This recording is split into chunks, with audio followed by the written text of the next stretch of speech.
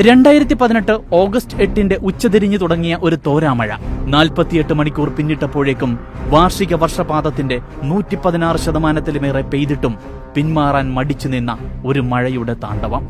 പിളർന്നെത്തിയ മഹാപ്രളയത്തിലേക്ക് കേരളം എടുത്തെറിയപ്പെട്ടു. ഒരു പകൽ ഇരുണ്ടു വെളുത്തപ്പോൾ കേരളം ലോകത്തിന്റെ കനിവിന് കൈനീട്ടി നിന്ന ഒരു ദുരിതാശ്വാസ ക്യാമ്പായി. ഏത് ഭരണകൂടവും പകച്ചുപോകുന്ന സാഹചര്യം.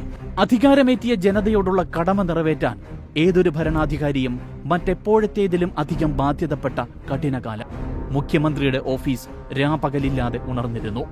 നാടിന്റെ മുറവിളികൾക്ക് ഉത്തരമേകി. വകുപ്പുകളെ ഏകോപിപ്പിച്ചു.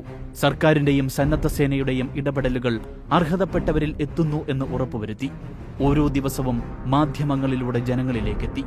ആശ്വാസവാക്കുകൾ പറയാൻ മാത്രമായിരുന്നില്ല, ഭിന്നതകൾ, ഏതുതരം ഭിന്നതകളും മാറ്റിവെച്ച് നാടിനായി കൈകൊരുക്കാമെന്ന സന്ദേശം ആവർത്തിച്ച് പറഞ്ഞുകൊണ്ടിരുന്നു. അതിനായി മുന്നിൽ നിന്നു. ജീവിതതാളം വീണ്ടെടുക്കുവോളം ജനതയിലേക്ക് സർക്കാരിന്റെ കരുതലെത്തി. കരുതലിനൊരു കാവലു പോലെ സൂര്യൻ കടമകളെ കരളു തുടിപ്പിൻ തുടികൊട്ടി ഉണർത്തി വിടർത്തി.